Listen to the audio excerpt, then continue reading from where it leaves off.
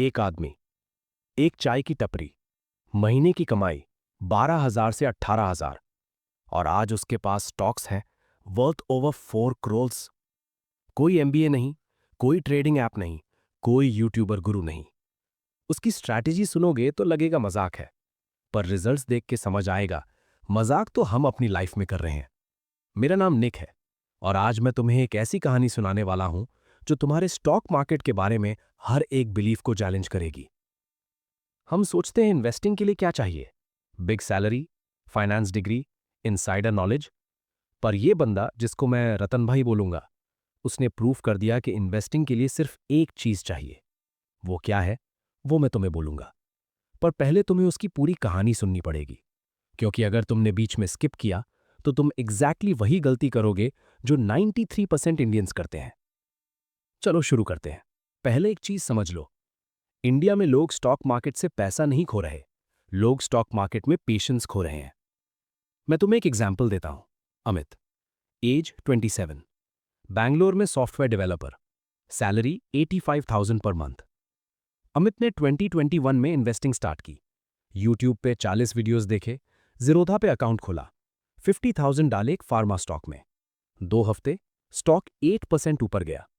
अमित ने Instagram story डाली, फिर 1 महीना स्टॉक 12% नीचे गिर गया। अमित ने पैनिक में सेल कर दिया, लॉस 6,000। फिर क्या किया, एक और स्टॉक लिया, यूट्यूब पे मल्टी बैगर 2022 सर्च करके, वो भी गिरा, लॉस 11,000। 6 महीने में अमित ने 7 स्टॉक्स खरीदे, हर एक 2 से 6 हफ्ते में बेच दिया, टोटल लॉस 43,000। आज अमित कहता है स्टॉक मार्केट स्कैम है भाई, सिर्फ अमीर लोग का गेम है। अब रुको, एक कंपैरिजन सुनो। अमित ने 2021 में 50,000 लगाए और 2022 में 43,000 खो दिए। रतन भाई ने 1997 में 500 लगाए और 2024 तक 4 करोड़ बना लिए। फर्क सिर्फ इतना है, एक ने 6 महीने दिए, दूसरे ने 27 साल। एक और एग्जाम्पल लो quickly. Vikram, MBA from IIM Lucknow, finance में प्लेसमेंट, म्यूचुअल फंड कंपनी में काम करता है। विक्रम को सब पता है, PE ratio, EBITDA, debt to equity, पर उसका अपना portfolio, last 5 years return 6.2%, FD से थोड़ा ही ज्यादा। क्यों? क्योंकि विक्रम ओवरथिंक करता है, 14 इंडिकेटर्स चेक करता है, इतना एनालाइज करता है कि बाय ही नहीं करता, और जब करता है तो 3 महीने में डाउट आ जाता है। एमबीए है, नॉलेज है, सैलरी भी है, पर रिजल्ट एवरेज। अब मैं तुम्हें रतन भाई की पूरी बात करता हूं। कोई डिग्री नहीं, कोई ऐप नहीं, कोई एनालिसिस नहीं, पर 4 करोड़ का पोर्टफोलियो। कैसे? यही तो बात है। रतन भाई, सूरत, गुजरात, 1993 से चाय बेचता है, स्टेशन के बाहर, सुबह 5 बजे से रात 9 बजे तक। कमाई शुरू में 3 से 4 हजार महीना, 2005 तक 8 से 10 हजार, आज 15 से 18 हजार। रतन भाई के पास एक कस्टमर आता था 1997 में, एक शेयर ब्रोकर, हर सुबह चाय पीता था और स्टॉक्स के बारे में बात करता था। एक दिन रतन भाई ने पूछा, सेठ जी मुझे भी सिखा दो, मैं भी पैसा लगाना चाहता हूं। ब्रोकर ने हंसा, तो कितना लगाएगा, 500? रतन भाई ने बोला, 500 ही सही, पर हर महीना दूंगा। ब्रोकर ने सोचा मजाक है, पर रतन भाई सीरियस था। अब एक चीज समझना यहां पे, 1997 में कोई जीरोधा नहीं था, कोई ग्रो ऐप नहीं था, कोई मोबाइल स्क्रीन पे स्वाइप करके स्टॉक बाय नहीं होता था। तो रतन भाई ने स्टॉक्स कैसे खरीदे? सिंपल, वो हर महीने ब्रोकर के ऑफिस जाता था, तपरी थोड़ी देर के लिए बंद करता था, 500 कैश देता था, ब्रोकर उसके नाम से फिजिकल शेयर सर्टिफिकेट्स खरीदता था। हाँ, कागज के शेयर्स, असली कागज, जिन पे कंपनी का नाम छपा होता था, जिन पे स्टैंप लगता था। रतन भाई उन कागजों को एक स्टील के डब्बा में रखता था, अपनी तपरी के नीचे। उसे स्टॉक का प्राइस ट्रैक करने का कोई तरीका नहीं था, ना इंटरनेट, ना फोन, ना टीवी। वो बस 3 महीने में एक बार ब्रोकर के ऑफिस जाता था, चाय की तपरी बंद करके, वहां बैलेंस दिखता था, फिर वापस आता था, तपरी खोलता था, चाय बेचता था। 27 साल यही रूटीन। 2001 में जब डीमैट अकाउंट सिस्टम आया, तब ब्रोकर ने उसके सारे फिजिकल शेयर्स को डिजिटल में कन्वर्ट किया। तब भी रतन भाई ने कुछ नहीं छेड़ा। अब ब्रोकर ने उसे 3 रूल्स दिए थे, सिर्फ 3, और यही 3 रूल्स ने रतन भाई को करोड़पति बनाया। रूल नंबर 1, वो चीज़ खरीदो जो तुम समझते हो। ब्रोकर ने बोला, तू चाय बेचता है, तू जानता है लोग क्या यूज़ करते हैं, साबुन, तेल, टूथपेस्ट, चाय पत्ती। जिस कंपनी का सामान तू खुद खरीदता है, उसी कंपनी का स्टॉक खरीद। रतन भाई ने क्या किया? उसने हिंदुस्तान यूनिलीवर का स्टॉक खरीदा। क्यों? क्योंकि उसकी चाय में ब्रुक बॉन्ड की पत्ती जाती थी। उसने कोलगेट का स्टॉक खरीदा। क्यों? क्योंकि वो खुद कोलगेट यूज करता था। उसने ब्रिटानिया का स्टॉक खरीदा। क्यों? क्योंकि उसकी टपरी पे ब्रिटानिया की बिस्किट बिकती थी। बस, सिंपल। कोई पीई रेशियो नहीं देखा, कोई क्वार्टरली रिजल्ट नहीं पड़ा। सिर्फ एक सवाल, क्या ये कंपनी का सामान मेरे आसपास के लोग रोज यूज करते हैं? अगर हाँ, बाय। अगर नहीं, स्किप। अब देखो नंबर्स। हिंदुस्तान यूनिलीवर 1998 में रफली 45 रुपीस, आज 2500 के आसपास। कोलगेट 1998 में रफली 25 रुपीस, आज 2800 प्लस। ब्रिटानिया 1998 में रफली 15 रुपीस, आज 5500 प्लस। ये कंपनीज बोरिंग हैं, कोई यूट्यूबर इनका थंबनेल नहीं बनाता, पर इन्हीं बोरिंग स्टॉक्स ने रतन भाई को करोड़पति बनाया। और एक इंपॉर्टेंट बात, ये तीनों स्टॉक्स ने सेंसेक्स से ज्यादा रिटर्न दिया है हिस्टोरिकली। सेंसेक्स ने 27 साल में रफली 14 से 15% एनुअल रिटर्न दिया है, पर हिंदुस्तान यूनिलीवर, कोलगेट जैसे एफएमसीजी स्टॉक्स ने 18 से 22% तक दिया है। क्यों? क्योंकि इनकी प्रोडक्ट्स की डिमांड कभी नहीं गिरती। रिसेशन हो या पैंडेमिक, लोग टूथपेस्ट और साबुन खरीदना बंद नहीं करते। इसलिए रतन भाई का 500 रुपये पर मंथ, जो 27 साल में रफली 4 से 5 लाख टोटल इन्वेस्ट हुआ, वो कंपाउंड होके 4 करोड़ बन गया। ये अनरियलिस्टिक नहीं है, ये स्पेसिफिक स्टॉक सिलेक्शन का कमाल है। रूल नंबर 2, हर महीना डालो, कोई बहाना नहीं। ब्रोकर ने बोला, 500 डालना है तो डाल, 300 है तो 300 डाल, पर महीना मत छोड़ना। रतन भाई ने क्या किया? 1997 से 2024 तक 27 साल, हर एक महीना। शुरू में 500, फिर 700, फिर 1000, आज 3000 लगाता है हर महीने।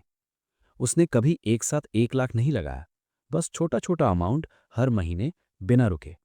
कंपाउंडिंग का मतलब क्या है? सीधी भाषा में, तुम्हारा पैसा कमा के लाता है, फिर वो कमाया हुआ पैसा भी कमाता है, फिर उसका कमाया हुआ पैसा भी कमाता है।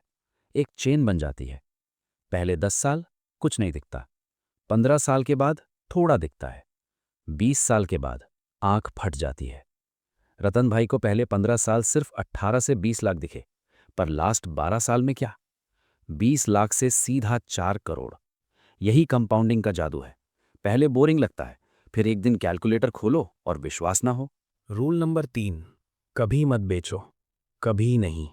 ये सबसे मुश्किल रूल है, और यहां रतन भाई की असली टेस्ट हुई। एक नहीं, 3 बार। पहली test, year 2000 to 2001, .com crash. IT stocks तबाह हो गए, पूरा मार्केट गिरा।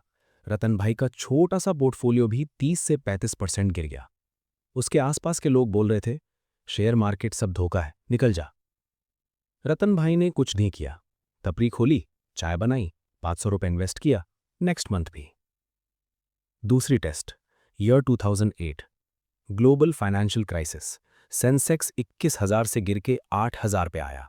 रतन भाई का पोर्टफोलियो 2.8 लाख से गिर के 1.1 लाख हो गया। उसके बेटे ने बोला, पापा बेच दो, सब खत्म हो जाएगा।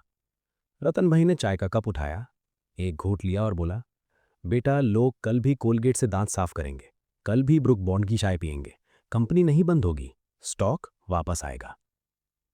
2011 तक पोर्टफोलियो पहले से ज्यादा था। तीसरी test, year 2020, covid, lockdown, market crash. फिर से बेटा बोला बेचो। फिर से रतन भाई ने चाय का घूंट लिया।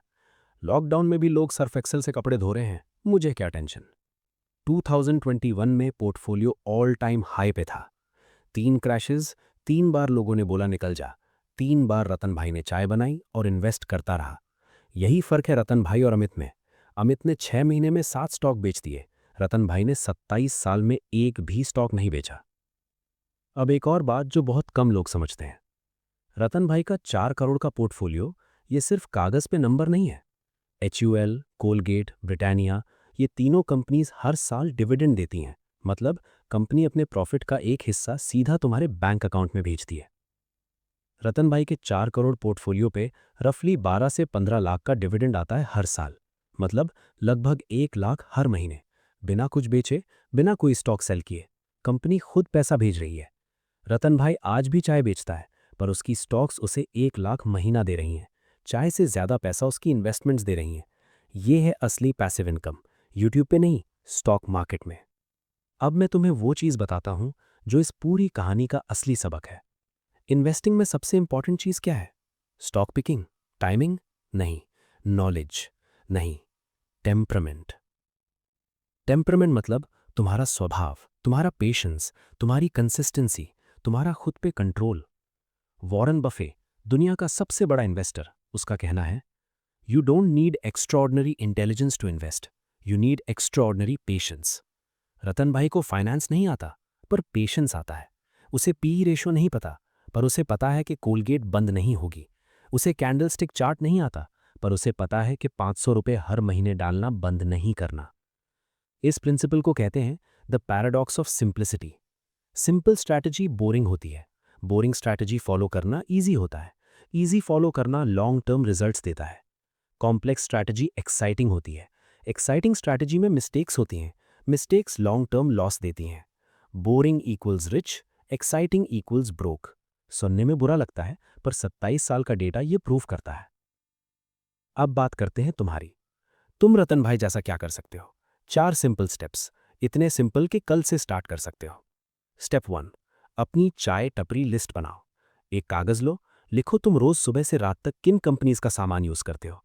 टूथपेस्ट, कोलगेट, साबुन, डव तो Hindustan Unilever, biscuit, Parle, Britannia, petrol, Indian oil, BPCL, online payment, Paytm, Bajaj finance. जो ब्रांड्स तुम्हारी डेली लाइफ में हैं, उनकी कंपनी स्टॉक मार्केट में लिस्टेड है। अब फिल्टर करो, कौन सी कंपनी 20 साल से है, कौन सी कंपनी का प्रोडक्ट लोग रोज यूज करते हैं, कौन सी कंपनी का ब्रांड नाम सब जानते हैं। जो कंपनी तीनों सवालों का हाँ दे, वो तुम्हारी इन्वेस्ट लिस्ट है। स्टेप 2, एसआईपी लगाओ, स्टॉक में या म्यूचुअल फंड में। अगर तुम्हें डायरेक्ट स्टॉक खरीदना आता है, 1,000 रुपये महीने लगाओ। अगर नहीं आता, कोई एफएमसीजी या लार्ज कैप म्यूचुअल फंड चुनो। अमाउंट से ज़्यादा इंपॉर्टेंट है कंसिस्टेंसी। 500 भी चलेगा, 3,000 भी चलेगा, पर हर महीने बिना रुके, बिना सोचे। इसको ऑटोमेट कर दो, बैंक से ऑटो डेबिट लगाओ, ताकि तुम्हारे इमोशंस बीच में ना आए। और अगर तुम्हें लगता है कि 500 से क्या होगा, तो याद रखो, रतन भाई ने 500 से शुरू करके 4 करोड़ बनाए। तो पैसा कम नहीं है, टाइम कम है। स्टेप 3, पोर्टफोलियो देखना बंद करो। ये सबसे मुश्किल स्टेप है। हम दिन में 15 बार फोन चेक करते हैं। अगर पोर्टफोलियो ऐप इंस्टॉल्ड है, तो दिन में 5 बार देखते हैं। ग्रीन दिखता है तो खुश, रेड दिखता है तो टेंशन। ये इमोशनल रोलर कोस्टर तुमसे गलत डिसीजंस करवाता है। रतन भाई के पास कोई ऐप नहीं था। वो 3 महीने में एक बार ब्रोकर के ऑफिस जाता था, बैलेंस देखता था, फिर वापस चाय बेचने लगता था। तुम्हें भी यही करना है। पोर्टफोलियो चेक करो 3 महीने में एक बार मैक्सिमम। बाकी टाइम अपनी कमाई बढ़ाओ, स्किल सीखो, इनकम बढ़ाओ। स्टेप 4, सेल मत करो 20 साल तक। मैं जानता हूं ये सुनने में पागलपन लगता है, पर यह पागलपन ही काम करता है। जब मार्केट गिरे, मत बेचो। जब मार्केट चढ़े, तब भी मत बेचो। जब व्हाट्सएप अंकल बोले क्रैश आ रहा है, तब भी मत बेचो। बेचो तब जब तुम्हें सच्ची ज़रूरत हो, बच्चे की पढ़ाई, मेडिकल इमरजेंसी, रिटायरमेंट। उससे पहले हाथ मत लगाओ। और एक इंपॉर्टेंट बात, जब तक तुम सेल नहीं करते, तुम्हें कैपिटल गेन्स टैक्स नहीं देना पड़ता। हाँ, जिस दिन बेचोगे, 1 लाख से ऊपर के गेन्स पे 10% एलटीसीजीएस टैक्स लगेगा। और डिविडेंड्स पे तो टैक्स तुम्हारे इनकम स्लैब के हिसाब से लगता है, वो हर साल देना पड़ता है। पर रतन भाई ने 27 साल में एक भी स्टॉक नहीं बेचा, तो 27 साल तक जीरो कैपिटल गेन्स टैक्स। उसका पैसा पूरा का पूरा कंपाउंड होता रहा, बिना किसी डिडक्शन के। टैक्स बच गया, कंपाउंडिंग बढ़ गई, दोनों का फायदा एक साथ। मैं लास्ट में तुमसे एक बात कहना चाहता हूं। हम सब रतन भाई की कहानी सुन के सोचते हैं, काश मैंने भी 20 साल पहले स्टार्ट किया होता। पर सच ये है, 20 साल बाद तुम आज के बारे में भी यही बोलोगे, काश मैंने 2025 में स्टार्ट किया होता। तो सवाल ये नहीं है कि तुमने कब स्टार्ट नहीं किया, सवाल ये है, क्या तुम आज स्टार्ट करोगे? 500 रुपये, एक स्टॉक, एक एसआईपी, एक सिंपल रूल, और फिर 20 साल का सब्र। ये सेक्सी नहीं है, ये ट्रेंडिंग नहीं है, ये इंस्टाग्राम पे फ्लेक्स नहीं होगा, पर ये काम करता है। रतन भाई आज भी चाय बेचता है, पर उसकी स्टॉक्स उसे चाय से ज्यादा पैसा दे रही हैं। उसके बेटे को पता है कि उसके पापा के पास वो चीज़ है जो एमबीएल वाले अमित के पास नहीं है, डिसिप्लिन। रतन भाई ने स्टॉक्स नहीं खरीदे, उसने डिसिप्लिन खरीदा। और डिसिप्लिन ने कंपाउंडिंग को काम करने दिया। और डिसिप्लिन कंपाउंड होता है, पैसा भी और जिंदगी भी। अगर ये वीडियो तुम्हें कुछ समझा सकी तो एक काम करो, इसको उस एक दोस्त को भेजो जो हर हफ्ते नया स्टॉक खरीदता है और हर महीने लॉस का रोना रोता है। शायद उसकी जिंदगी बदल जाए। निक निवेश के साथ और सीखते रहो। मिलते हैं नेक्स्ट वीडियो में।